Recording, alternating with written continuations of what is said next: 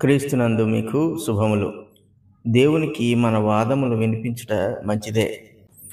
ఆయన కూడా మన వాదములు వినాలనే కోరుకుంటూ ఉంటాడు. ఈ వాదములను మనం పలుకుచున్నప్పుడు ఆయన విషయంలో మనం ఏ స్థాయిలో ఉన్నామో, ఏ స్థితిలో ఉన్నామో మనకు మనమే గ్రహించే పరిస్థితుల్లో ఉంటాము. కాబట్టి ఆయన మన వాదములు వినుటకు ఇష్టపడుతూ ఉంటాడు. దేని విషయంలో మన వాదమును ఆయనకు వినిపించాలనుకుంటున్నామో దాని విషయంలో మనము న్యాయం పక్షముగా ఉండవలసిన వారమై ఉన్నాం.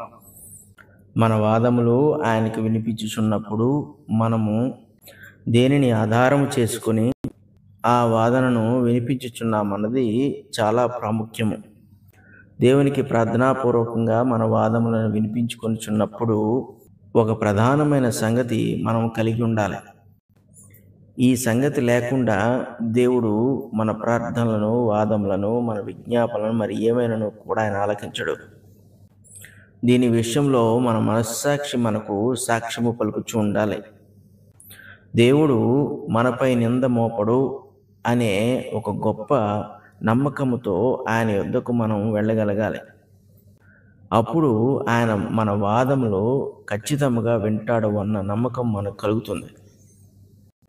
దేవుడు ఎప్పుడూ మన మేలును కోరిన వాడే, మన కీడును కోరిన వాడు ఎంత మాత్రమూ కాదు. మనం కీడు చేసినను మనకు ఆయన మేలే చేశాడు.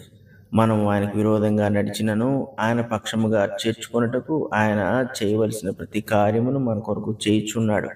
మరి ముఖ్యంగా ఆయన కుమారుని మన కొరకు, మన పాపముల కొరకు అర్పించి ఉన్నాడు. కాబట్టి దేవుడు మన వాదములను అన్యాయముగా ఎంచుతాడన్న సంగతిని మనము మర్చిపోగలగాలి. మన వాదములను ఆయన లెక్కించలేదంటే దానికి కారణం ఒకటే.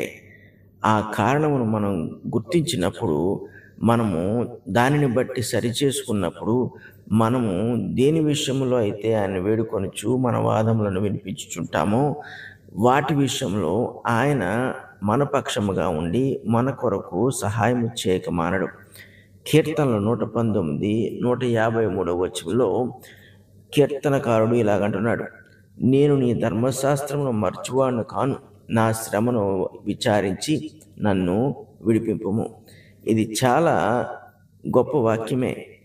ఎందుకంటే భక్తుడు దేవునితో ఇలా మాట్లాడటకు చాలా ధైర్యం కావాలి.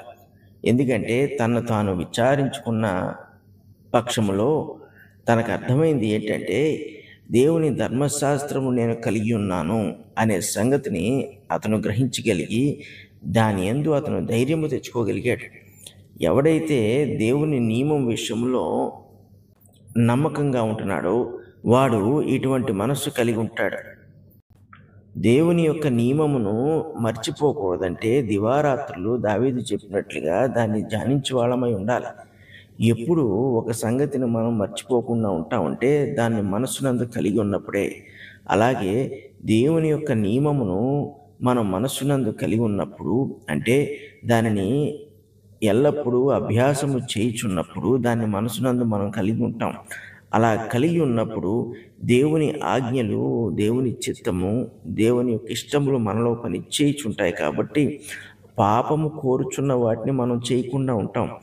ఎప్పుడైతే ఇలా జరుగుతుందో పాపము వలన కలుగు శాపము మనపై రాకుండా ఉంటుంది. పాపం వల్ల కలుగు చెడు పరిణామములు మనపై పడకుండా ఉంటాయి.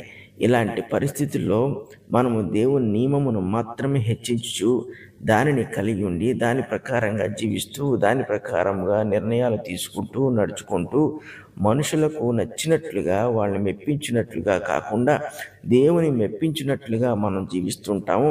అప్పుడు మనకు కలుగుచున్న కష్టములను బట్టి, ఎందుకంటే అపవాది మనల్ని విడిచిపెట్టడు కాబట్టి, మనతో యుద్ధం చేస్తూ ఉంటాడు కాబట్టి, వాడి సైన్యము అనగా చెడు మనస్సు కలిగిన మనుషులు మనతో యుద్ధము చేస్తూ ఉంటారు కాబట్టి మనకు శ్రమలు కలుగక మానవు. అలాంటి పక్షంలో మనం విజ్ఞాపన చేసి మన వాదమును మనం వినిపించుచున్నప్పుడు దేవుడు ఖచ్చితంగా మన పక్షముగా పని చేస్తాడు. ఇలాంటి వాదము మనం వినిపించాలనే దేవుడు కోరుకుంటుంటాడు. ఎందుకంటే దేవునికి తెలుసు మనం ఏ స్థితిలో ఉన్నామో. కానీ దేవుని నియమం వలన మనము పొందిన ధైర్యమును బట్టి దేవుడు మనల్ని ఏ స్థితిలో ఉంచాడో మనము తెలుసుకోవాలి. కాబట్టి మనము ఆయనకు తన వాదములను ప్రార్థనాపూర్వకంగా తెలియజేయాలని దేవుడు కోరుకుంటూ ఉంటాడు. ఇటువంటి అనుభవం లేని వారు జీవితంలో ఆయన వల్ల ఎటువంటి మేలును పొందలేరు. ఈ మేలును పొందలేని వారు శరీర సంబంధంగా మాత్రమే దేవుణ్ణి వాళ్ళు ఆచరిస్తూ ఉంటారు, లేకపోతే స్తుతిస్తూ ఉంటారు. ఈ భక్తుని మాటల్లో చాలా సౌమ్యత ఉన్నది, వినమ్రత ఉన్నది. ఎందుకంటే నా శ్రమను విచారించి నన్ను విడిపింపుము అని అంటున్నాడు. అంటే తాను నిరపరాధిని అని దేవునికి ధైర్యముగా చెప్పుకోగలుగుచున్నాడు. ఇట్టి యోగ్యత ఎవరికి ఉంటుంది? ఆయన యొక్క నియమమును నిరంతరము జరిగించువాడే. దేవుడు చెప్పుచున్న మాటలను మన హృదయముల్లో కలిగి వాటి వల్ల కలిగే తలంపులతో మనం జీవిస్తున్నప్పుడు మనం ఆయన నియమమును మరిచిన వారము కాదు. దేవుడు ఇవే సంగతులు మన నోట వినాలని కోరుకుంటూ ఉంటాడు. మనం ఏ నియమమునైతే కలిగి ఉండవలసిన వారమై ఉన్నామో దానిని కలిగి ఉండి ఆ నియమము ప్రకారంగా మనం మాట్లాడుచున్నప్పుడు దేవుడు సంతోషిస్తూ ఉంటాడు. కాబట్టి మన శ్రమ విషయంలో ఆయన అలక్ష్యం చేయడు. మన శ్రమ విచారించి మనల్ని విడిపింపమని మనము ఆయనకు విజ్ఞాపన చేస్తున్నప్పుడు మన శ్రమను ఆయన చూచిన వెంటనే అది నిజముగా ఆయన కొరకైన శ్రమ అనే సంగతిని ఆయన గుర్తించడం సంగతిని మనము గ్రహించగలిగాం. మనము పడుచున్న శ్రమలో ఎటువంటి అపరాధము లేదని, అంటే పాపం వల్ల మనం శ్రమ పడలేదన్న సంగతిని ఆయనకు తెలియజేయుచున్నాము. అందుకే నేటి క్రైస్తవ సమాజము మళ్ళీ వాళ్ళ యొక్క పునాదులను గమనించుకోవాల్సిన అవసరం ఉన్నది. పునఃప్రారంభించవలసిన అవసరత సంఘాలకు ఉన్నాయి. ఎందుకు అంటే దేవుని నియమమును మరచిన వారుగా జీవించుచున్నట్లయితే వారి కలుగుచున్న శ్రమలు పాపము వలన కలుగుచున్నవి.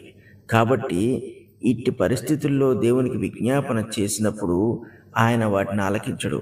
మన శ్రమలను ఆయన విచారించినప్పుడు అవి నిజముగానే మనకు శిక్షగా ఉండవలసినవని ఆయన ఎంచుతాడు.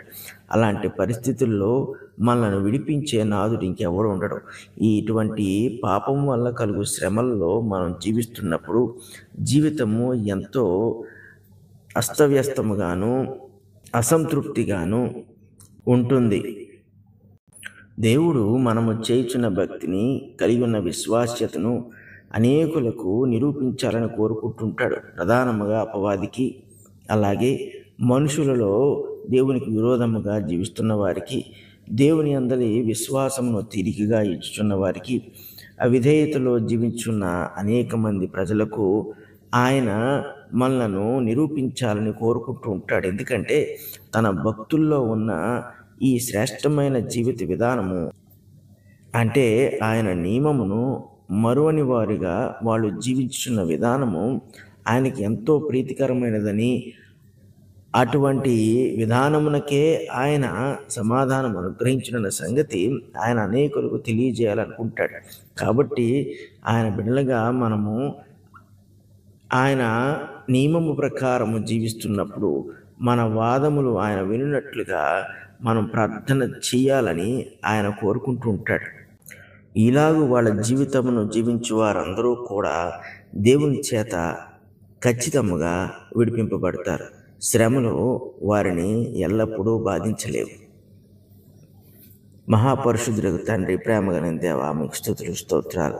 నాయన, మా నుండి మీరు కోరుకుంటున్న ఈ గొప్ప విధానమును బట్టి మీకు స్తుతులు స్తోత్రాలు. అయితే అందుకు మేము యోగ్యులుగా ఉండినట్లు మీ యొక్క నియమమును ఖచ్చితంగా మేము పాటించుచు దానిని మరొక మా మనసులో దాన్ని కలిగి ఉండి దాని ప్రకారమైన ఆలోచనలతో మేము జీవించుటకు సహాయం చేయండి. మీ కృపను ఎల్లప్పుడూ మాతో ఉంచమని, మమ్మును బట్టి మీరు అనేకులకు నాయన మిమ్మల్ని గూర్చిన సాక్ష్యమును కలిగించుకొనుమని యేసు పరిశుద్ధ నామమున అడుగుచున్నాం తండ్రి. ఆమేన్.